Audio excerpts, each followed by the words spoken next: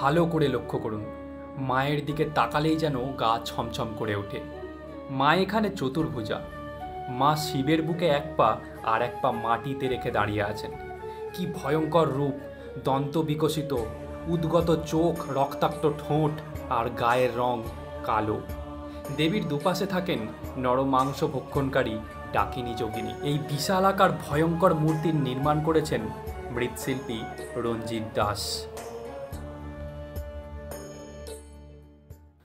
জানা যায়, স্থানীয় ব্যবসায়ী গোপাল রায় ছিলেন মা কালীর ভক্ত।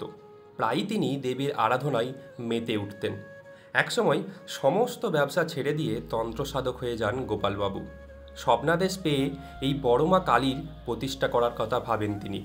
প্রথমে তিনি মাটির তৈরি প্রতিমায় পুজো করতেন। পরবর্তীকালে সাধক বাবার স্বপ্ন পূরণ করতে এগিয়ে আসেন ওনার পুত্ররা। ক্ষীরপাই শহরে গোকুলি মাঠের শ্মশানের পাশে নিজেদের জমিতে এই কালী মন্দির গড়ে তোলেন তান্ত্রিক গোপালচন্দ্র রায়ের 7 পুত্র। আজ থেকে প্রায় 20 বছর আগে প্রতিষ্ঠা হওয়া এই বড় মার মহিমা ছড়িয়ে পড়ে দেশ বিদেশে। ভক্তরা মায়ের কাছে যা মানত করে, মা তাদের সব মনস্কামনা পূর্ণ করেন। তাই প্রতিদিন প্রচুর মানুষের সমাগম হয় এই মন্দিরে। প্রত্যেক অমাবস্যাতে পুরোহিত দিয়ে মায়ের পূজা হয়। বাকি দিনগুলো ভক্তরা নিজেই মায়ের পুজো করতে পারে।